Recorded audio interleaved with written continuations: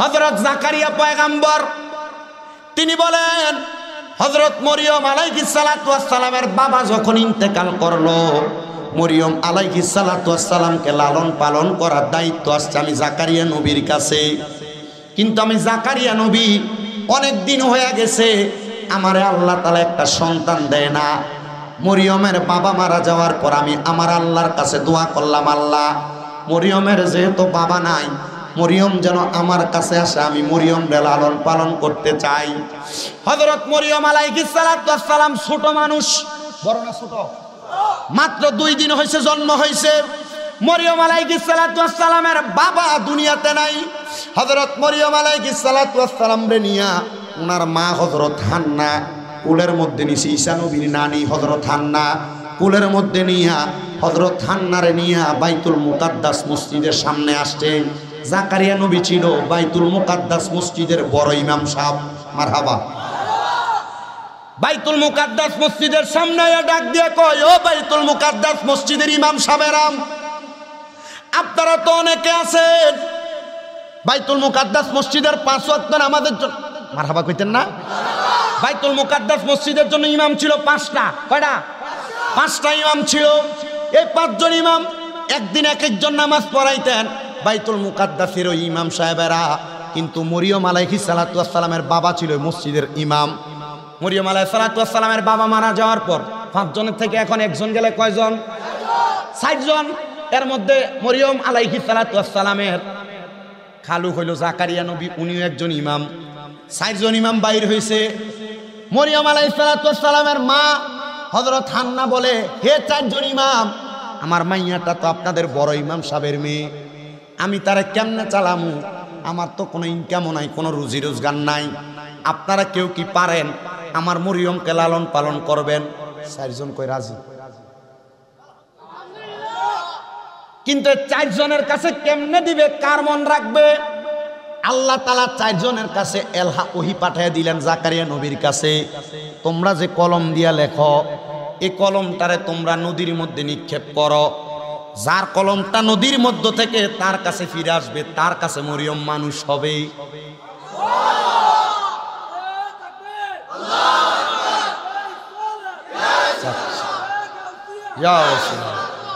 জোরে কোন মারহাবা। তাক আর কইও না, তাকবীর দিয়ে আমার সময় কম নষ্ট করো না। হ্যাঁ, তাকবীর দিও, আমি লাস্টে একটা সুযোগ দেবো, কয়েকটা দিয়ে নেবে ইনশাআল্লাহ। আপনার কষ্ট হইতেছে তো? 4 জনের মধ্যে যার কলমটা মারবা, 4 জনেরটা মারলে যারটা ফিরে আসবে তার কাছে মরিয়ম মানুষ হবে। বড় ইমামের মাইয়া মানুষ করবে, ফালনের লেগে আর কি ফারামারি লেগে গেছে। তো সবাই মারছে, কারোরটা আসে না। মরিয়মের খালু জাকারিয়া নবীরটা ফিরে আসছে। কেন কেন? জাকারিয়া নবী আল্লাহর কাছে দোয়া করে, আল্লাহ আমার এত বয়স হয়ে গেছে, আপনি আমার একটা সন্তান দেন না। যদি মরিয়ম রে আমি পাই, আমার স্ত্রীর কলিজাটাও ঠান্ডা হবে, আমার কলিজাটাও ঠান্ডা হবে। আল্লাহ মরিয়ম রে যেন আমি পাই। তা আমার আল্লাহ জাকারিয়া নবীর দোয়া কবুল করে ওনার কলমটাই ফিরিয়ে দিছে। মারহাবা। এই সন্তান দেওয়ার মালিক কি? হযরত মরিয়মকে জাকারিয়া নবী লালন পালন করে। কিন্তু জাকারিয়া নবী কয়, মসজিদের যে টাকা আমার দেয়, এটা দিয়ে তো আমি আমার মাইয়া মরিয়ম রে লালন পালনও করতে পারি না। আমার আল্লাহ তাআলা জাকারিয়া নবীরে খবর পাঠাই, আপনি তাড়াতাড়ি কয়েকটা গাছের ডাল নিয়ে আসেন, ওই ডালগুলা আপনি আপনার ঘরের দরজার সামনে রোপণ করে দেন। আল্লাহ কি গাছের ডাল? বলে যেই গাছ পারেন সেই গাছের ডালই লাগাইয়া দেন। জাকারিয়া নবী বিভিন্ন গাছের ডাল আইনা ঘরের দরজার মধ্যে রোপণ করে দিছে। আর আমার আল্লাহ তাআলার নবী জাকারিয়া সকালবেলা ঘুম থেকে উঠা দেখে কত রঙের গাছের ডাল লাগাইলাম, কিন্তু আমার গাছের ডালের মধ্যে আনার ফল হইয়া রইছে। আনার ফল। মারহাবা কইলেন না? মারহাবা। উনি বলেন, আমি খুশি হয়ে গেলাম। মানে আমি চিন্তা করছি খাওয়ামু করতে কাম। অনেক মা বোনেরা সন্তানরা খাওয়ানোর ডরে বাচ্চা নিতে চায় না, নষ্ট করে ফেলে, বিভিন্ন ওষুধ প্রক্রিয়ার মাধ্যমে বাচ্চা নিতে চায় না। আমি বলবো মা বোনেরা এমন কর্ম কইরা আপনি আপনার আল্লাহ তাআলার কাছে জবাবদিহি বানাইতে হবে। আপনি আপনাকে আল্লাহ তাআলার কাছে অপরাধী বানাইতেছেন। খাওয়ানোর ডরে সন্তান নেওয়া বন্ধ করবেন না। সন্তান হলো আল্লাহ তাআলার নেয়ামত। কত মানুষ, কত মহিলা একটা সন্তান হয় না, আল্লাহর কাছে কত কান্দা কান্দে। অনেক মহিলারা একটা সন্তান, দুইটা সন্তান নেওয়ার পরে দীর্ঘ পদ্ধতি নেওয়ার কারণে পরে আর একটা সন্তানও হয় না। এজন্য আমি আমার মা বোনদের কাছে বলবো, সন্তান আল্লাহ তাআলার বড় নিয়ামত। এগুলা কইরা আল্লাহ তাআলার কাছে আপনি আপনারা অপরাধী বানাইবেন না, অপরাধী বানাইবেন না। অনেক মা বোনেরা গর্ভে সন্তান আসলে সন্তানকে অ্যাবর্শনের মাধ্যমে নষ্ট করে। ওই মহিলারা জিগাইবেন, আপনার গর্ভের যে সন্তান, এই সন্তান যে আপনি নষ্ট করলেন, আপনার যে সন্তান বাচ্চা আছে, আপনি পারবেন নিজে গলা টিপ দিয়ে ওই সন্তানটারে মারতেন, তো ওইটারে যেমনে পারবেন না, তাহলে পেটেরটারে আপনি কেন মারলেন? এগুলা করবেন না, করবেন না। এগুলা করলে আল্লাহ তাআলার কাছে আপনি খুনি হয়ে যাবেন। খুনের কারণে আল্লাহ তাআলা আপনাকে নাজাত দিবে না, নাজাত দিবে না। আপনারা আমার ওয়াজ বুঝতেছেন কিনা জানি না, তবে আমি আপনাদেরকে একটু ভঙ্গে ভঙ্গে আস্তে আস্তে ওয়াজটা করে বোঝানোর চেষ্টা করতেছি। জাকারিয়া নবী কয়, আমার তো সন্তান নাই, কিন্তু যখন একটা সন্তান পাইলাম খাবারের চিন্তা আসলো, কিন্তু আমি অন্তরে বিশ্বাস রাখলাম, তাওয়াক্কালতু আলাল্লাহ, আমার আল্লাহর প্রতি তাকওয়া রাখলাম, বিশ্বাস রাখলাম, আল্লাহর প্রতি তাওয়াক্কুল রাখলাম। আপনারা কোন আল্লাহর প্রতি তাওয়াক্কুল করলে আল্লাহ দেয় কি দেয় না? দেয় কি দেয় না? দেয় কি দেয় না? কিন্তু আপনার বেটারা মাঝে মাঝে সেটা কয় আল্লাহ তার দিকে চায়, আমার দিকে চায় না। না না না, আল্লাহ সবার দিকে চায়। আল্লাহ কাউরে দিয়া পরীক্ষা করে, কাউরে না দিয়া পরীক্ষা করে। ধৈর্য হারা হইবেন না, ধৈর্য হারা হইবেন না। আল্লাহ দিতে বেশি দিন লাগে না। আবার দিয়ে হারা হয়েছে, আর দিস না, এসকটা বেশি আর কি। হযরত জাকারিয়া পয়গম্বর কয় খানারও ব্যবস্থা করছে আল্লাহ। আল্লাহু খায়রুর রাযিকিন, কারণ আমার আল্লাহ কইল উত্তম রিজিক দাতা। কে উত্তম রিজিক দাতা? আল্লাহ। ওরে কোন মারহাবা, আর মুহাব্বতে কোন মারহাবা। অনেকে কামাই করে 5 লাখ, কিন্তু এর শান্তি নাই, ঘুমাইতে পারে না আরামে। ডাক্তার দোকান থেকে ঘুমের ওষুধ কিনা খাইয়া তো ঘুমায় না, রাতে 3টা দিয়ে ঘুম ভেঙে যায়। আর আরেকটির থালায় রিস্কা খেতে কাম করে, ঘাস কাটে, এ রাতকে কোনোরকম ফোরার মধ্যে ডইলে ভাত খা আর হুতলে। তার মানে বোঝা যায় তার এই 300 টিয়ার ভিতরে হালাল আছে, 5 লাখের ভিতরে হারাম আছে। এর লাগে এটার গুণ ঠিক মতো হয় না। কথা কন ঠিক কিনা? সবার কথা বলি না। হালাল কামাই করেন না, বেশি কামাই করেন না, আছে আছে না নাই?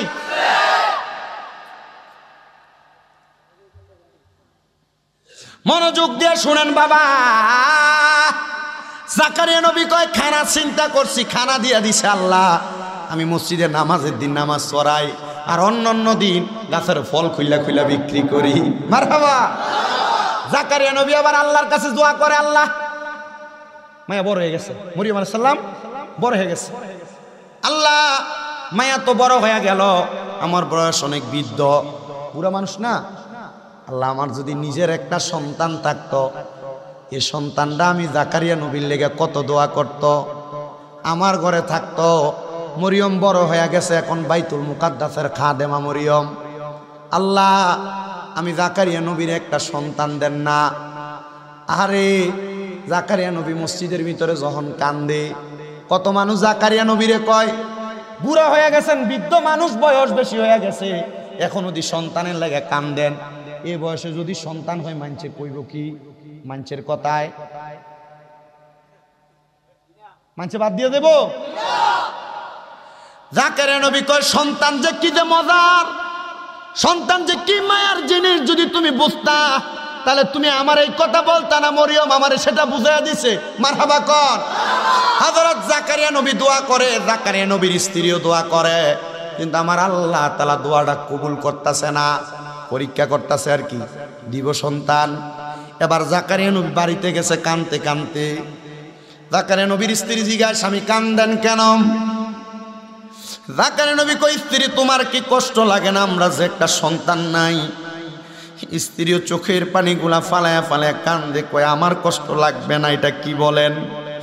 আমারও কষ্ট লাগে স্বামী, একটা সন্তান যদি আমার থাকতো, আমি মায়ের সঙ্গে কত সুন্দর কথা বলতো, আমি মায়ের সঙ্গে খেলাধুলা করত, হযরত জাকারিয়া পয়গম্বর ওনার স্ত্রীর দইরা দইরা কান্দে।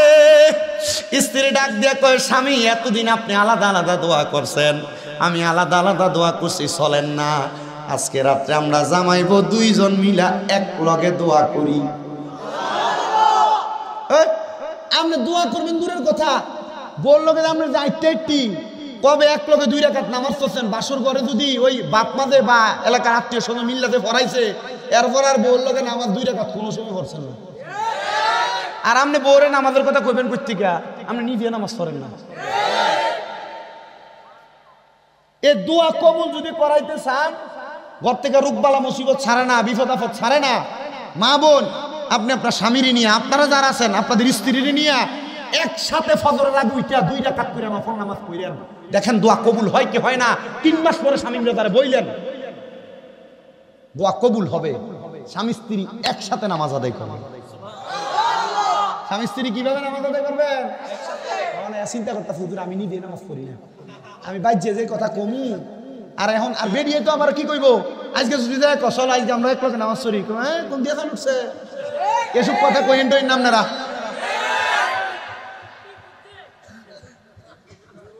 এমন এডি কনের কারণে কিন্তু আবার বেড়াইতে মাঝে মাঝে নামাজ ধরে ছাইড়া দেয়, ঠিক না? কিছু আবার কিছু করে শয়তান আছে দোয়ানে বয়ে থাকে, মনে করেন আটকা মাথার টুপি দেখলে কিও কোন দিন দেখিয়া যা নামাজে যাইতো এই কথা কয়ে তার নামাজ দিয়ে শেষ করছে। কথা কয় না, ঠিক কিনা? হ্যাঁ ঠিক বলে। ভিডিওতে আমার কইব হুজুর আমরার বিপক্ষে ওয়াজ করে দিয়ে দিতেছ না, আপনার পক্ষে ওয়াজ করতেছি। জামাই বই মিললে থাওয়ানোর দরকার আছে নি? আচ্ছা কি মিল থাওয়ান লাগবে এই ওয়াজও করতেছি ইনশাআল্লাহ। আপনারা আছেন না? কি এটা ইয়া এবার জাকারিয়া নবীর স্ত্রী কয়, চলেন আমরা একসাথে দোয়া করি। মাশাআল্লাহ, বউ যে তো কইছে এক লগে দোয়া করনি যায়, এক লগে দোয়া করবে। দোয়া করছে আল্লাহ একটা নেক সন্তান, ইবাদিকা সলিহিন, নেক সন্তান দেন। দোয়া যে আল্লাহ এমন কবুল করছে, আল্লাহ তাআলার পক্ষ থেকে আওয়াজ আসছে, জাকারিয়া পয়গম্বর দোয়া কবুল, সন্তান দেওয়া হবে। জাকারিয়া পয়গম্বরকে আল্লাহ তাআলা সন্তানও দান করছে বৃদ্ধ বয়সে। সন্তান দান করার পরে জাকারিয়া নবী আল্লাহ তাআলা শুকরিয়া আদায় করছেন। জাকারিয়া নবীর ঘর হইল 2টা। কয়টা?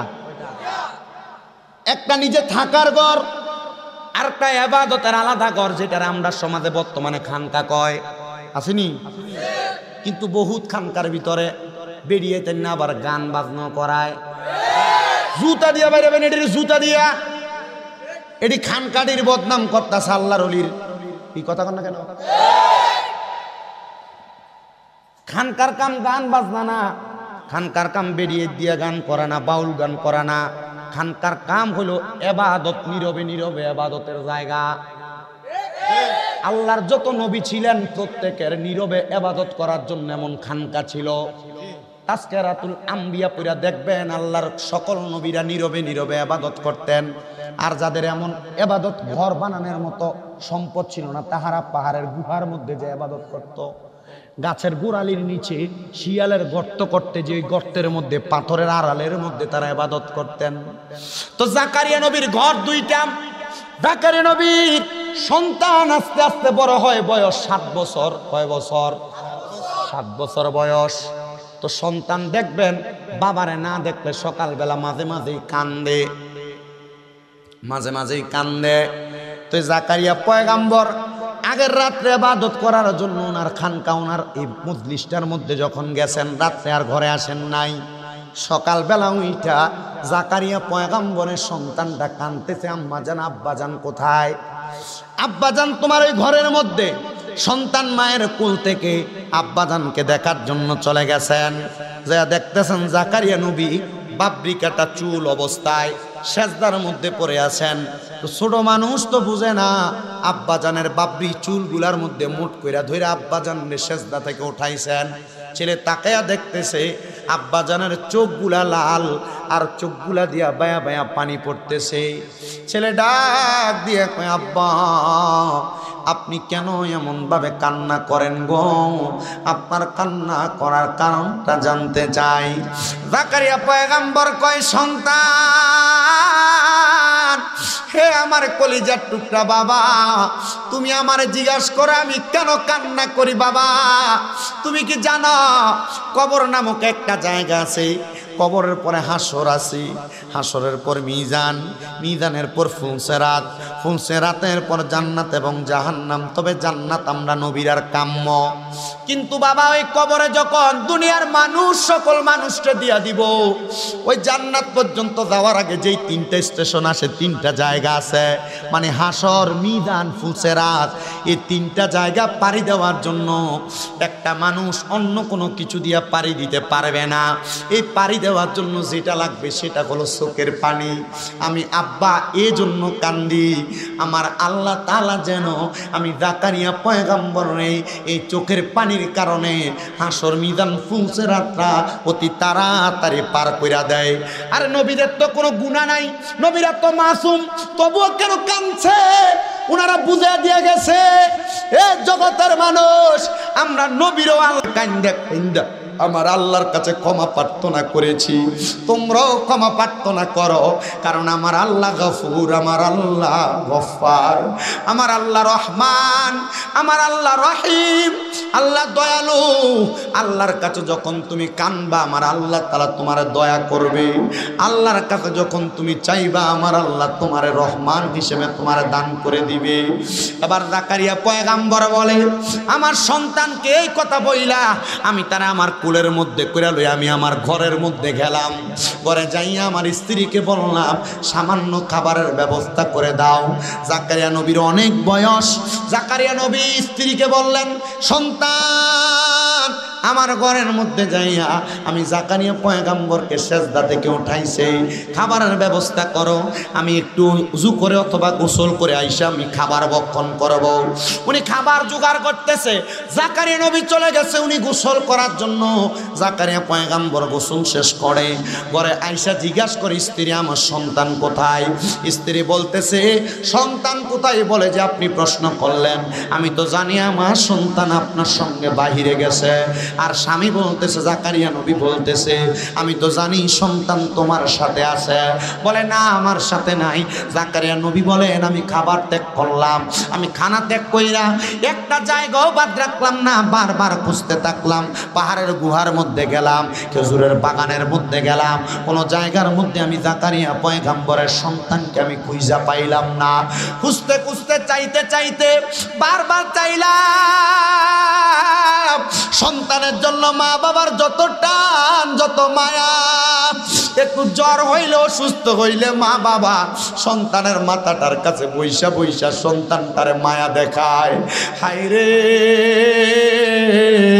ওই জাকারিয়া পয়গম্বর সন্তানটার জন্য এমন পারা হয়ে গেছে। জাকারিয়া পয়গম্বর কয় 7 দিন হয়ে গেছে রে, আমি আমার সন্তানকে খুঁজা পাই না। আমি যখন 7 দিন পর্যন্ত একটানা খুঁজা পাই না, জাকারিয়া পয়গম্বর কয় 7 দিন আমার কোনো খানা নাই, খেজুর গাছের সাথে হেলান দিয়ে আমি আমার আল্লাহ তাআলার আসমানের দিকে তাকায় তাকায় বড় বড় নিঃশ্বাস ফালাইতেছি। আল্লাহ সন্তান এতদিন দিছেন না, আপনার শুকরিয়া আদায় করছি, কিন্তু এই বৃদ্ধ বয়সে সন্তান দিয়ে আমি নবীরে কেন আপনি এখনই কষ্ট দিলেন? আমার সন্তানরে তো 7 দিন পর্যন্ত খুঁজা পাইতেছি না। জাকারিয়া নবী বলে, আমি কানতে কানতে খেজুর গাছটার সাথে হেলান দিয়া যখন ঘুমায় গেছি, এমন টাইমে আমার আল্লাহর পক্ষ থেকে একটা গায়েবী আওয়াজ আসছে। ওই আওয়াজের মাধ্যমে আমি জাকারিয়া পয়গম্বর শুনতাছি রে, আমি শুনতাছি একটা আওয়াজ আসতেছে। ওই আওয়াজের মধ্যে বলতেছে, জাকারিয়া এত জায়গায় তালাশ করলা, যেই ঘরে তুমি ইবাদত করো এই ঘরটার ভিতরে তুমি তালাশ করছো নি? জাকারিয়া নবী বলে, ঘুমটা ভাঙ্গা দৌড় দিলাম, যায়া দেখলাম যেই ঘরে ঠিকই আমি কান্না করতেছিলাম ওই ঘরের মধ্যে যায়া দেখে আমার 7 বছরের বাচ্চা, ওই বাচ্চাটা নামাজের সেজদা সমস্যার মধ্যে পড়ে রইছি। আপনার 7 বছরের ছেলে মোবাইলে টিকটক লাগায় না দিলে ভাত খায় না। আপনার 7 বছরের বাচ্চা মোবাইলে কার্টুন না লাগায় দিলে বাচ্চা ভাত মুখে নেয় না। আপনার 7 বছরের বাচ্চা মোবাইলের মধ্যে যেই কোনো জিনিস সোশ্যাল মিডিয়া না ইউজ করতে দিলে, গেমস না খেলতে দিলে আপনার বাচ্চা ভাত মুখে নেয় না। আর জাকারিয়া নবী সন্তান কেমন সন্তান দেখেন।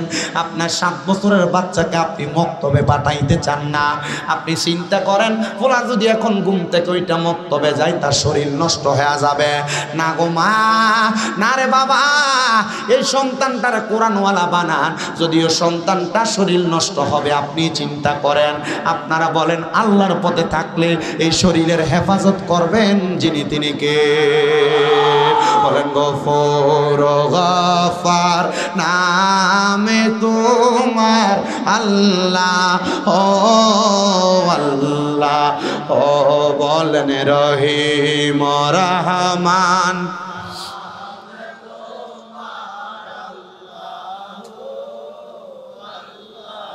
ও আল্লাহ ও। বলেন রহিম রহমান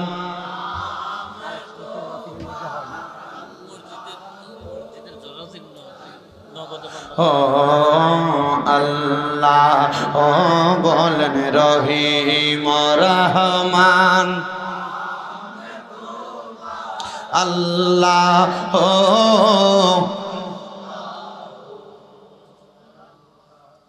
আপনার কি আল্লাহ ডাকতে অসুবিধা হয়? আমি কিন্তু আজকে অনজিকির আজকার করছি না, করছি যে কি শুরু করেন কইরাম এমন কালা কইরা লাইলে উঠতে দেবো গামছা মাছরি দিয়ে, আমি লাস্টে দিয়ে কইরা এরপর একবার উঠতাম। ঠিক আছে নি? আল্লাহ যেন কবুল করে, জোরে কোনা আমিন। জাকারিয়া নবীর ছেলের বয়স কত? টোয়া ফাইন আবার কয়দিন? জাকারিয়া নবী যায় দেখতেছে সন্তান কোথায়, ওই খানকার ভিতরে সেজদা দিয়ে পড়ে রইছে। জাকারিয়া নবী বলে আমি যাইয়া ওই ছোট ছেলেটারে মাথাটার মধ্যে ধইরা হাত দিয়া তুললাম। আমি তাকে দেখলাম ছোট মানুষ, চোখের মধ্যে একবারে লাল লাল হয়ে আছে, চোখ দিয়া বায়া বায়া পানি পড়তাছে। আমি তার দিকে তাকাইলাম, এ বাবা এমন ভাবে কেন কাঁদতেছো? আজকে 7 দিন বুঝি তুমি এই জায়গায় পড়ে রইছ?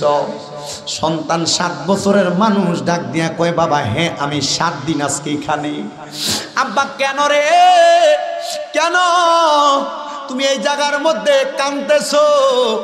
সন্তান কয় বাবা আপনি না বলছেন কবর তাইকা জান্নাত পর্যন্ত যেই দূরত্ব, এই দূরত্ব কমাইতে পারে একমাত্র চোখের পানি।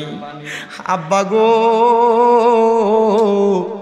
আমি সন্তান জাকারিয়া নবীর সন্তান হইতে পারি, কিন্তু আমার আল্লাহ কি আমার জন্য ওই পানিকে ওই পথটাকে অতিক্রম করা এমনি কমাইব? এই জন্য না আমি কান্দি, এই জন্য না আমি কান্দি। আব্বা এই বয়সে তুমি কি বুঝলা রে এমনে কান্দ?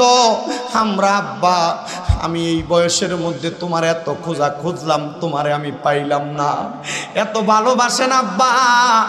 হযরতে জাকারিয়া নবীর ছেলে আব্বার উত্তর দেয় বাবা তাহলে আপনি তো আমার আব্বা জান, আপনি আমার জন্ম দিছেন, তাহলে আব্বা আপনি চিন্তা করে দেখেন তো আমার যে আল্লাহ বানাইছে ওই আল্লাহ যদি আপনি বাবার মনের ভিতরে আমি সন্তানের জন্য এত মায়া দেয়, তাহলে ওই আল্লাহর ভিতরে কত মায়া, ওই আল্লাহর ভিতরে কত মায়া। হায় রে মায়া মায়া, ও আল্লাহ কবরে গেলে আমরা রে মায়া আপনি করবেননি। আমরা তো শুনছি কবরের ভিতরে মাটি আমরা রে এমন চাপ দিব আমরা ডান দিকের হাড্ডিগুলা ভাঙ্গা ভাঙ্গা বাম দিক দিয়া ঢুকবো, বাম দিকের হাড্ডিগুলা ভাঙ্গা ভাঙ্গা ডান দিক দিয়া ঢুকবো। ও আল্লাহ ওই কবরে আপনি আমরা রে মায়া করবেননি, ও আল্লাহ ওই কবরে আপনি আমরা রে দয়া করবেননি। হায় রে মুসলমান, গুনাহ করতে তোমার একবার তোমার কদম কাঁপে না, গুনাহ করতে তোমার মন কাঁদে না, গুনাহ করার সময় তোমার বিবেক একটুও বাধা দেয় না। এ পর্দার অন্তরালের মা স্বামীরা তো সামান্য কইরা বুড়িচং বাজারে ঘুরতে যাইতে তোমার বিবেক বাধা দেয় না। এ যুবক ভাই মুরব্বী বাবা ঘরের ভিতরে থাইকা স্ত্রীরা রাইকা বাহিরে বাহিরে অপকর্ম করতে আপনার বিবেক বাধা দেয় না, আপনি হারাম খাইতে বিবেক বাধা দেয় না। আল্লাহর কসম রে বাবা, ওই কবরের ভিতরে যেই যন্ত্রণাদায়ক শাস্তি রাখছে, আমার আল্লাহ যদি আপনারে আমারে মায়া না করে, আপনারে আমারে দয়া না করে, বাঁচার উপায় নাই, উপায় নাই, উপায় নাই। এ আমার পর্দার অন্তরালের মা, কেমন মায়া আমার আল্লাহ তাআলা আমরা মানুষের ভিতরে দিছি। আমার আল্লাহ তো আরো মায়ার আল্লাহ। যদি আপনি দুনিয়া থেকে ওই আল্লাহরে খুশি কইরা যাইতে পারেন, যদি আপনি আমার আল্লাহরে ভয় কইরা কবরে যাইতে পারেন, আমার আল্লাহ তাআলা দুনিয়ার জমিন এবং আখিরাতের মধ্যে আপনারা শান্তিতে রাখবে। এবার আপনারা বলেন, আমরা সবাই ওই আল্লাহর মায়া পাইতে চাই কি চাই না? মোহাব্বতের আওয়াজে বলেন, পাইতে চাই কি চাই না? এ বাবা, ওই মা বাবা তো সন্তান হারাইলে এমনি পাগল পারা হয়, ঠিক কি না? কথা কোন ঠিক কি না? তো নূহ নবীর আর একটা উম্মতের কথা আমি আপনারা শোনাই। নূহ নবীর ওই উম্মত মহিলা, উনি দৌড়ে নূহ নবীর কাছে আসছে, ও নবী, নূহ পয়গম্বর, আমি মহিলা মানুষ, রাত্রবেলা একটা মারাত্মক স্বপ্ন দেখছি। কি স্বপ্ন দেখছেন মা? বলে আমি স্বপ্ন দেখছি হুজুর, আমার ছেলেটা আরে কে যেন আমার কুল থেকে টাইনা নিয়ে চইলা যাইতেছে। দেখলাম আমার ছেলেটার আমার কুল থেকে নিয়ে পানির মধ্যে ফেলায় দিছেন, আমার সন্তান মারা গেছে। নূহ নবী কয়, মা মারা গেছে নাকি? কয় না, স্বপ্ন দেখছি। তো আমার কাছে আসছেন কেন? বলে পয়গম্বর, আপনি একটু দোয়া করবেন, এই জন্য আসছি। নূহ পয়গম্বর কয়, কি দোয়া করতাম? নূহ পয়গম্বর ডাক দিয়া কয়, মা কি দোয়া করবো আপনি বলেন। এবার মহিলা কয়, হুজুর আপনি দোয়া করেন আল্লাহ যেন আমার ফুতের হায়াত বাড়াইয়া দেয়। সুবহানাল্লাহ। কি বাড়াইয়া দেয়? কি বাড়াইয়া দেয়? নূহ পয়গম্বর আল্লাহর কাছে দোয়া করছে, আল্লাহ এই মহিলার সন্তানের হায়াতটা আপনি 100 বছর বাড়াইয়া দেন। কশ? মহিলা কয়, আল্লাহ যেন আমার এই দোয়াটা কবুল করে। কয়, দোয়া কবুল হয়ে গেছে, আল্লাহ তাআলার বাণী। নূহ নবী আবার জিগায়, মা আপনার ছেলের বয়স কত? হুজুর 300 বছর। কয় বছর? 300 বছরের ভূত অন আল্লাহর কাছে কইতেছে, নূহ নবীর কাছে কইতেছে কি লেগে দোয়া করতো? সুবহানাল্লাহ। কয় না। তাহলে সন্তান যত বুড়া হোক, মা বাবার কাছে কি এটা বড়? আপনি যে মাঝে মাঝে আপনার আব্বা আম্মা আপনারে কোনো কথা কইলে আপনি দমক দিয়া কোন তোমরা বোঝো না, বইয়া থাও। এই কথা বলেন না কেন?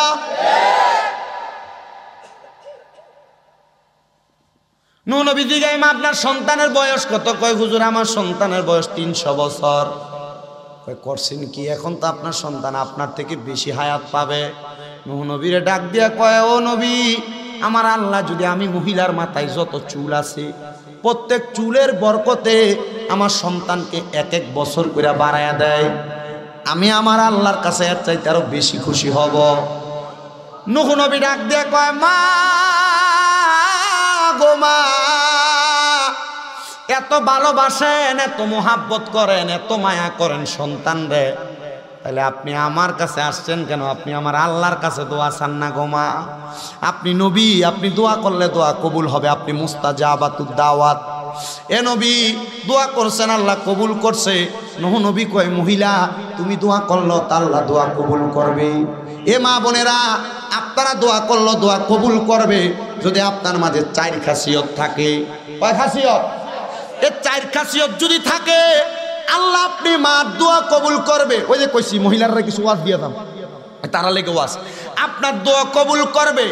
1 নাম্বার, কোন মহিলা যদি পর্দা করে, 2 নাম্বার যদি নামাজ পড়ে 5 ওয়াক্ত নিয়মিত, 3 নাম্বার যদি রোজা রাখে রোজা, 4 নাম্বার যদি স্বামীর আদেশ মাইনা চলে, ওই মহিলা জান্নাতে তো যাবে, কোনো দোয়া করলে আল্লাহ অটোমেটিক দোয়া কবুল করবে। তাহলে পাইলাম 4টা জিনিস। একটা মাকে পর্দা করা লাগবে, আর আমরা বেডিয়াত পর্দা করব দূরের কথা, মাঝে মাঝে বুড়িসং এলাকার ভিতরে নতুন নতুন কুড়ে ঘরের মতো ফার্ক হয়, এটার ভিতরে না গেলে তারা সপ্তাহে একবার ঘুমায় নাই। জামাই যদি যাওয়ার অনুমতি না দেয়, এই কথা কয় না কেন? এ মা বোনেরা শুনো, স্বামীর আদেশ যদি না মানো, নবীর কথা, একটা মহিলা তার স্বামীর আদেশ ছাড়া বাবার বাড়ি তো যাইতে পারবে না।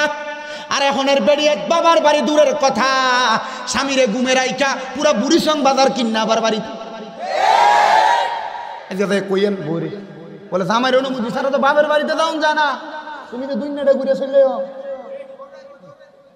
কিটা করবো বেটে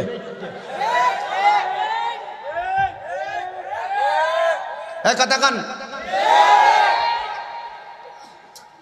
বলে হুজুর আমি কেমনে কম ওই যে দৌড়াইব কম, তার মানে বোঝা যায় ঘরের ভিতরে মহিলা খবরদারি করে। নবীজি কইছে এটা কিয়ামতের আলামত, কিয়ামতের পূর্বে ঘরের মধ্যে সর্দারি করব মহিলারা। মানে স্বামী উষা গলায় কথা কইতে পারতো না, বেরিয়েইতে হদ্দার। দেখবেন আপনার আশেপাশে অমন্য অনেক ঘর আছে, হ্যাঁ আপনার শাশা চুপ করে দেয়, শাশি খপ কর এবারে কতই কইতো দেয় না, এবারে গুঠা দিয়ে ঠিক আছে বলে ও সব দিয়ে আজকে ফর্সে জায়গা মতো। হ্যাঁ কদ্দুরা ও তুমি বুঝো না আমি বুঝি, চুপ করে থাও। আছে না নাই এ খারাপের মানুষ আছে না নাই? এ তোমার জমি কইছে আমার দিত আর দিতে কইব কবে স্বামী মিলে যে রান্তা যা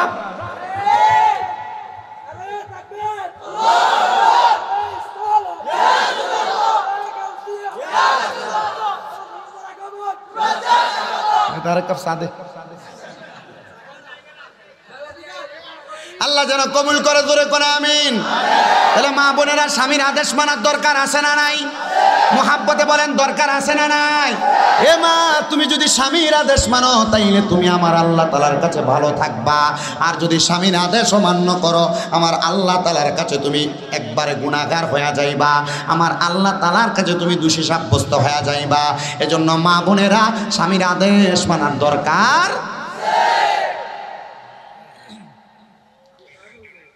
তো স্বামীর আদেশ তো অনেকই মানে, আমরা স্বামীর অনেক দোষ আছে মারহাবা। তাহলে মা বোনেরা স্বামীর আদেশ মানার দরকার অনেক, মানে বহুত বেশি মানে আদেশ। আর যেটি মানে না এটির কথা তো কইছি। মা বোনেরা তাহলে স্বামীর আদেশ কম মানবে না বেশি মানবে? মারহাবা কোন মারহাবা। আল্লাহ যেন মা বোনদের কেমন আদেশ মানার তৌফিক দে, জোরে কোন আমিন। কিন্তু আবার আপনারা বেড়াই তো কম না, কেমনে? আপনার বউ আপনার কথা শুনবে কেমনে?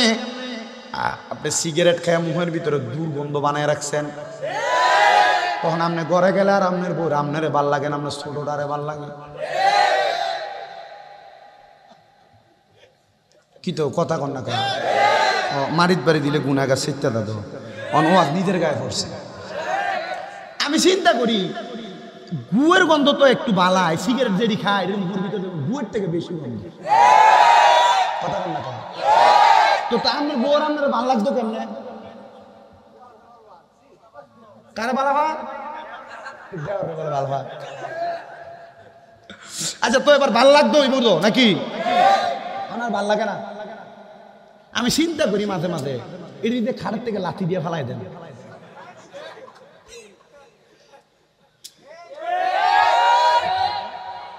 কি জবাব দিব? ভাত খাবা? খাইয়েন না।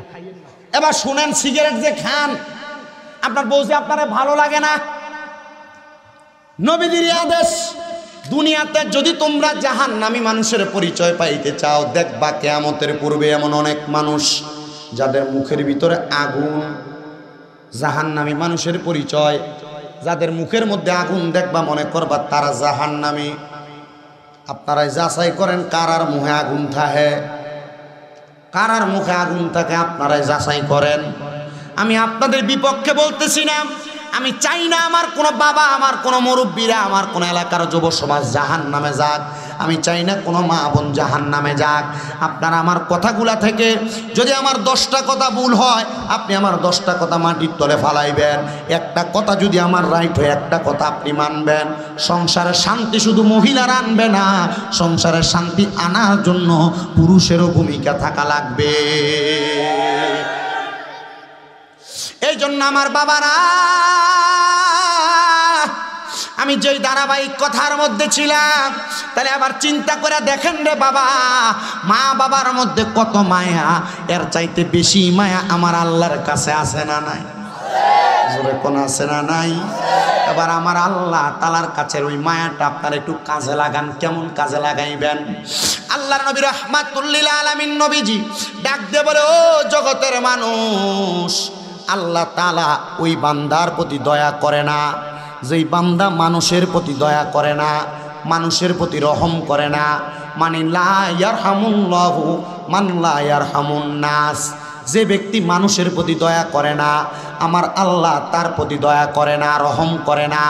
এই কথা আমি বলতেছি বাবা, তো চিন্তা করেন, ওই কথা স্মরণ করেন। জাকারিয়া আলাইহিস সালাতু ওয়াস সালাম সন্তানটার জন্য এমন কান্না করেছেন, সন্তান আল্লাহ ফিরিয়ে দিয়েছেন। তো এবার আপনারা যারা এখানে আছেন, আপনারা বলেন, আপনার আমার মা বাবা আমরার জন্য এমনভাবে কান্না করছে কি করে নাই? জোরে বলেন না, করছে কি করে নাই?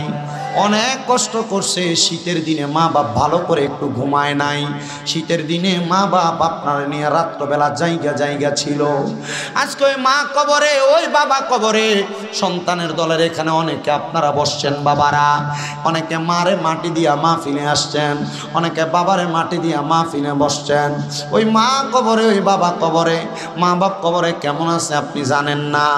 কিন্তু অনেক সন্তান হয়তো ওই খারাপ এলাকার ভিতরে আছে, যারা তাদের বাইয়ে বাইয়ে ঝগড়া করে মা বাপরে আলাদা করে দিয়া রাখছে। অনেক সন্তান আছে, বউ কইছে তোমরা 2-3 ভাই, তুমি একা কিনলে মা বাপরে খাওয়াইতা, তারা 2-3 ভাই দি খাওয়ায় না।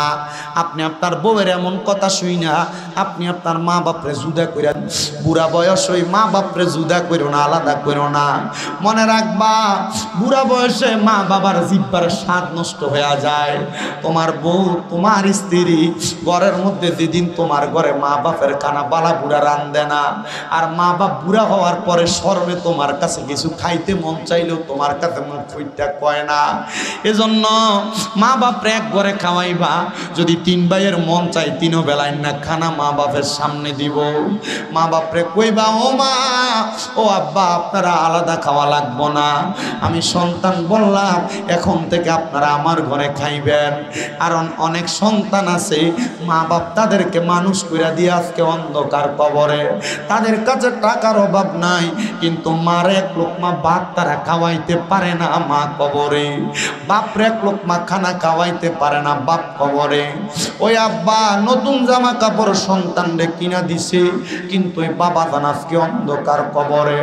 আব্বারে 500 টাকা দিয়ে কিনে একটা লুঙ্গি তো তুমি সন্তান পরাইতে পারো না, তোমার আব্বা কবরে। মাসিরা কাপড় পরতো, কাপড় রাস্তার মধ্যে 5-10 টাকা বাইন্দা রাখতো, তুমি সন্তানকে দিয়া দিত স্কুল মাদ্রাসায় যাইতে। আজকে তুমি লাখ লাখ টাকার মালিক, ব্যাংকে তোমার টাকার অভাব নাই, কিন্তু তুমি তোমার মারে 500 টাকা দিয়ে কিনে একটা কাপড় পরাইতে পারো না, কারণ তোমার ওই মা দুঃখিনী অন্ধকার কবরে।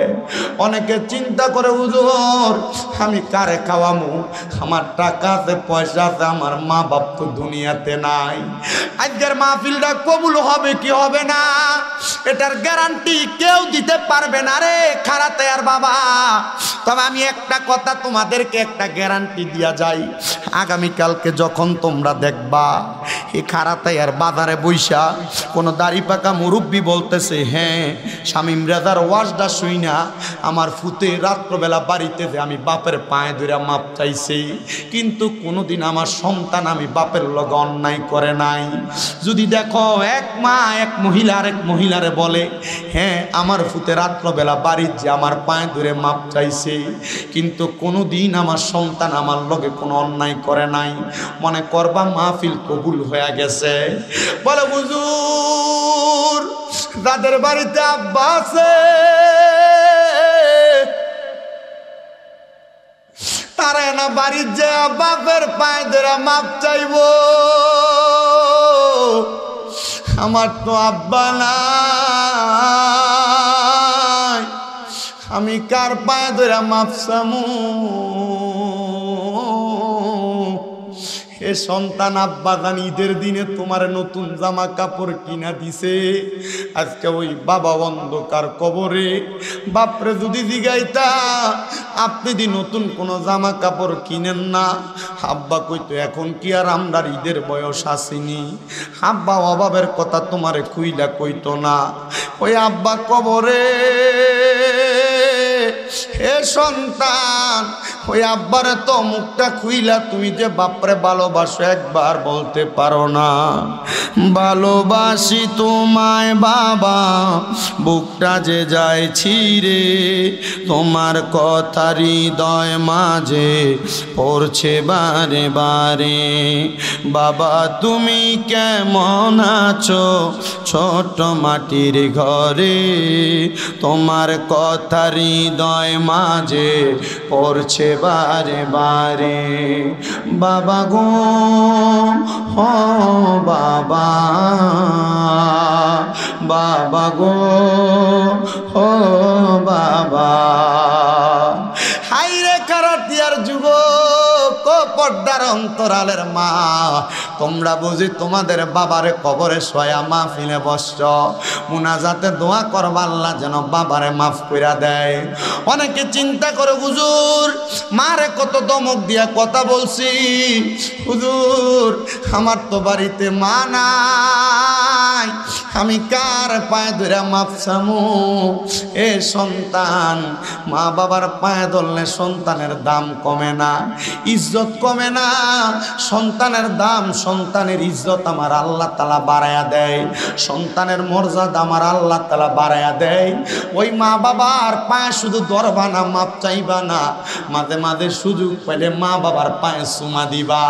আমার বয়স বেশি না, কুমিল্লা আলিয়া মাদ্রাসায় মাত্র কামেল প্রথম বর্ষে পড়ি।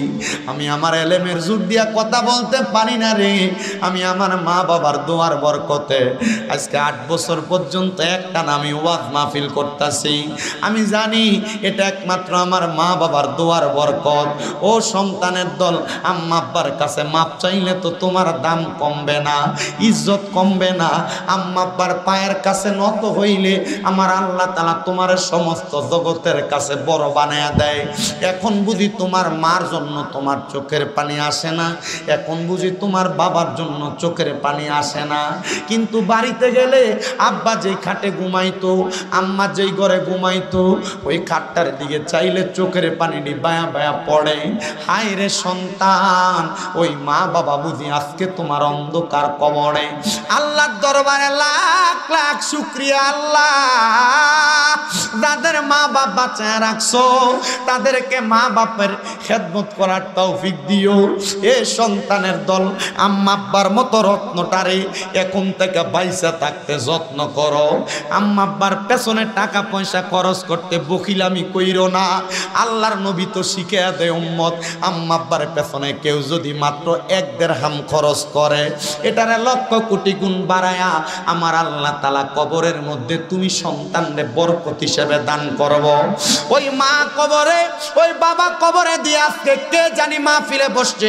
তোমার মা বাবা তোমারে লাখ লাখ টাকার বাড়ি দিয়া গেছে, সম্পদ দিয়া গেছে। সন্তান চিন্তা করো, যদি ওই বাড়িতে ভাড়া থাকতা, 12 মাসে প্রতি মাসে 5,000 টাকা করে ভাড়া দিলে 12 মাসে 60,000 টাকা তোমার ভাড়া দেওয়া লাগতো। ওই মা বাপ তোমার কবরে, ওই মা বাপরে যদি তুমি প্রতি মাসে 1,000 টাকার কইরা ফল কিনা খাওয়াইতা, 12 মাসে তো তোমার 12,000 টাকা ফলের টাকা লাগতো। ওই মা বাপ তোমার কবরে যদি আম্মা অসুস্থ থাকতো, প্রতি মাসে 2,000 টাকা করে মা বাবার পেছনে ওষুধ খরচ লাগতো।